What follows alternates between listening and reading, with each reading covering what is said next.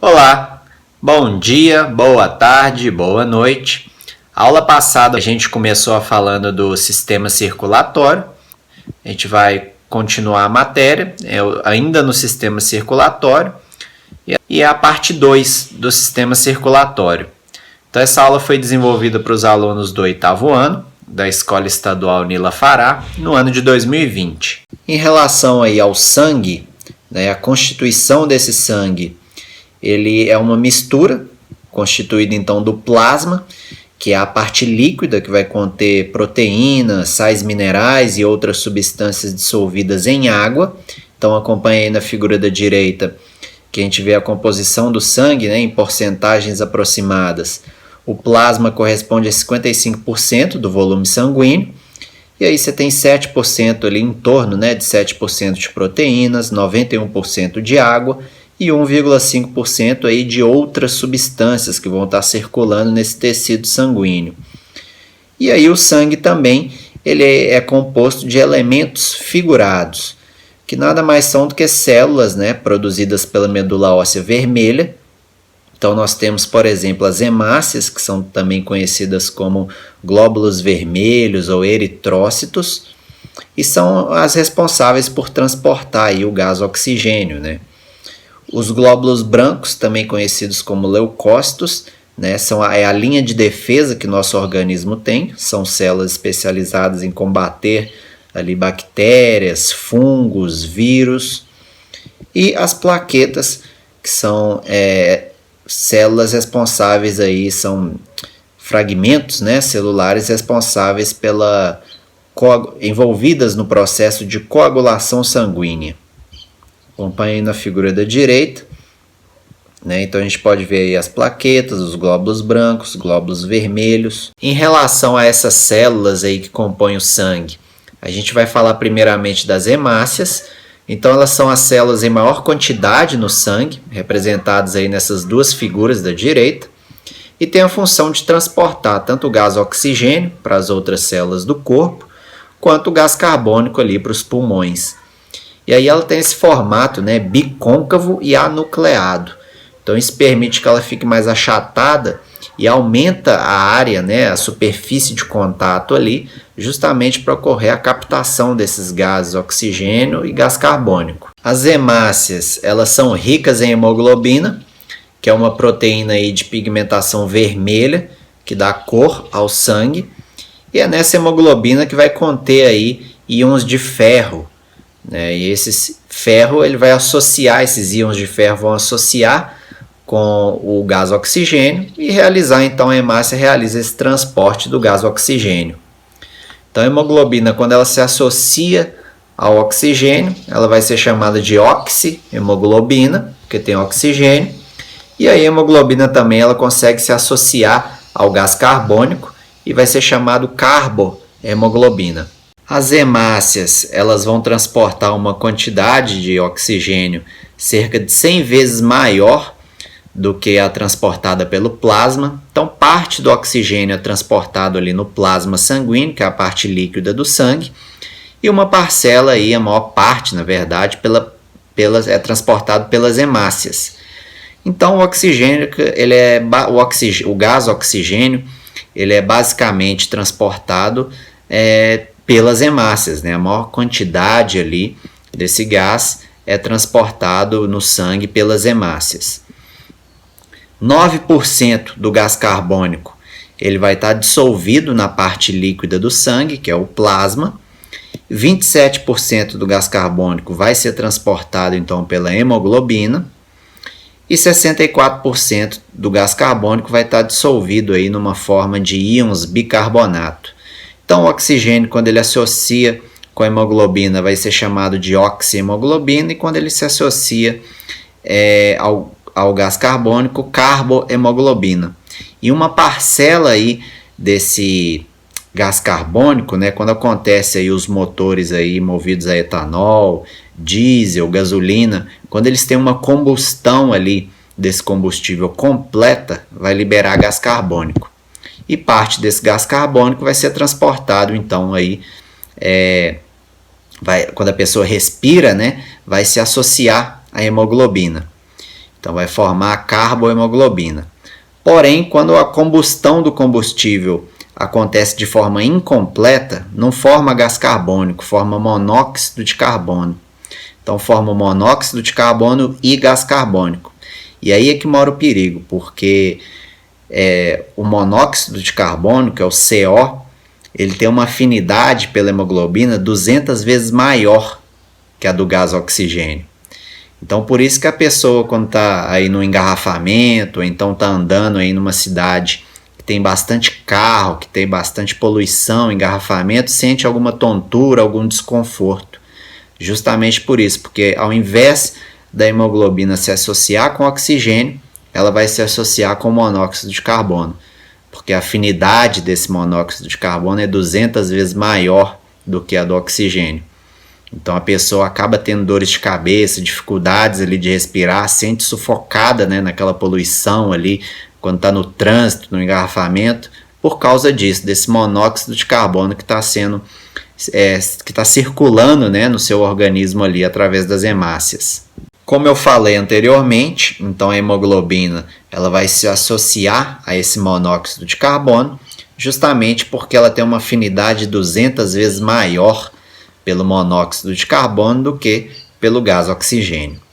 Então, basicamente, esse monóxido de carbono, quando a gente respira ele vai conseguir deslocar o oxigênio e impossibilitar o seu transporte, então, pela hemoglobina. Então, isso vai causar uma deficiência de oxigenação nos tecidos aí do nosso corpo humano e vai causar tontura, pode causar, né, tontura, dor de cabeça e até mesmo a morte.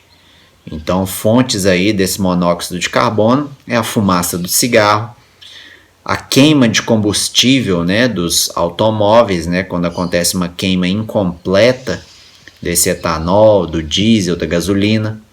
O tempo médio de vida de uma hemácia é em torno de 120 dias, e aí depois desses 120 dias vai ocorrer então a hemocaterese, que é a destruição dessas hemácias que já são consideradas velhas, né, que já estão envelhecidas. Então depois de 120 dias, alguns órgãos, o baço, fígado, vão atuar destruindo essas hemácias consideradas velhas. No tecido sanguíneo, nós vamos ter também outras células, além das hemácias, por exemplo, as células de defesa, né, que são chamadas de leucócitos ou então glóbulos brancos. Então elas são células de defesa contra micro-organismos, né? Vírus, bactérias, fungos, partículas estranhas. Então, como a gente pode ver aí na figura, existem diferentes tipos de células de defesa, né? Então existe o neutrófilo, que geralmente é a primeira linha de defesa ali do nosso organismo, são as primeiras células que vão combater aquele agente estranho que está entrando no nosso corpo. Temos aí o eosinófilo, basófilo, monócito, o linfócito. São todas células de defesa que vão atuar aí para eliminar, né, aqueles vírus, bactérias, fungos ou então partículas estranhas que estão causando algum tipo de malefício para o organismo humano. Para exemplificar aqui o mecanismo de ação de uma célula de defesa, eu selecionei então o neutrófilo, que vocês podem ver aí na figura da direita, nesse tom azulado. Então ele tem ali pseudópodes, né, que são falsos pés, digamos assim, ele engloba as partículas estranhas. Então de vermelho a gente tem esporos aí de fungos e esse neutrófilo emitindo esses pseudópodes para englobar essas partículas estranhas. E aí a partir do momento que ele consegue englobar essas partículas estranhas, ele vai fazer uma digestão intracelular, né? Então, o neutrófilo é esse tipo de célula que faz essa digestão intracelular. Os linfócitos, por exemplo, vão ser células de defesa especializadas em produzir anticorpos, né? Os anticorpos são sinalizadores químicos, então eles que vão sinalizar ali para as outras células de defesa que tem um elemento estranho que precisa ser combatido. E por fim, por exemplo, os basófilos que a gente está vendo aí na figura da direita, são responsáveis pela produção de substâncias como a heparina, que é um anticoagulante, e a histamina, que é um vasodilatador. Geralmente em processos alérgicos estão atuando aí essas células de defesa. Outro tipo de célula que tem no tecido sanguíneo são as plaquetas. E as plaquetas, elas são elementos muito importantes do sangue, porque a todo momento ali no nosso organismo ocorre um rompimento de vasos sanguíneos, ou então você sofre um corte na sua pele. Então isso tudo são as plaquetas que vão atuar para impedir que esse sangue fique ali saindo, né, que ocorra uma hemorragia. Então basicamente, como vocês podem ver aí na figura, a partir do momento que ocorre um rompimento de um vaso sanguíneo ou algum machucado na pele, é formado as plaquetas. Essas plaquetas vão se agrupar, e aí quando elas se agrupam, elas formam um tampão ali, né? Elas impedem a passagem do sangue, e aí é formada uma malha ali, uma rede de proteínas que vai impedir que esse sangue saia para o meio externo, né? E forma então um coágulo ali, esse sangue coagula, então ele não fica mais líquido ali querendo sair, e isso vai impedir então as hemorragias. Então as plaquetas, como função, elas vão atuar na coagulação sanguínea. Bom, em relação aí ao caminho do sangue, né, o sistema circulatório ele pode ser dividido em circulação pequena, também conhecida como circulação pulmonar, e grande circulação, conhecida como circulação sistêmica. Então, de acordo aí com a figura, nessa pequena circulação, o sangue vai caminhar ali, né, do coração para os pulmões e dos pulmões para o coração, e na grande circulação, o sangue vai ser bombeado do coração para as demais partes do corpo. E aí ele chega das demais partes do corpo de volta para o coração. Na pequena circulação, acompanha aí na figura da direita. Então a pequena circulação, como eu falei, é o caminho que o sangue vai percorrer do coração para o pulmão e vice-versa. E aí o sangue venoso, que é aquele sangue rico em gás carbônico, que chegou de todas as partes do corpo ali, ele chega no coração pelo átrio direito, passa para o ventrículo direito, e aí do ventrículo direito ele vai ser bombeado para a artéria pulmonar. A artéria pulmonar vai se dividir em duas, uma vai para o pulmão direito, a outra para o pulmão esquerdo. Nos pulmões, então o sangue ali presente nos capilares dos alvéolos pulmonares, ele vai sofrer a hematose, então o oxigênio vai ser transferido para esse sangue, vai ser oxigenado esse sangue, e aí o gás carbônico que tem nesse sangue, que está sendo trazido aí das diversas partes do corpo, vai passar então para os pulmões, para ser liberado aí para o ambiente. Então, a partir do momento que esse sangue foi oxigenado, ele passa a ser chamado de sangue arterial, que é um sangue rico em em oxigênio. E aí esse sangue arterial ele é levado então dos pulmões para o coração, por meio então das veias pulmonares que vão desembocar aí no átrio esquerdo do coração. Em relação à grande circulação, também conhecida como circulação sistêmica, é o percurso então do sangue que vai sair do coração até as demais partes do corpo e dessas demais partes do corpo retornar então para o coração. No coração, o sangue arterial, que é aquele sangue rico em gás oxigênio, ele vai ser bombeado do átrio esquerdo para o ventrículo esquerdo e desse ventrículo esquerdo para a artéria aorta.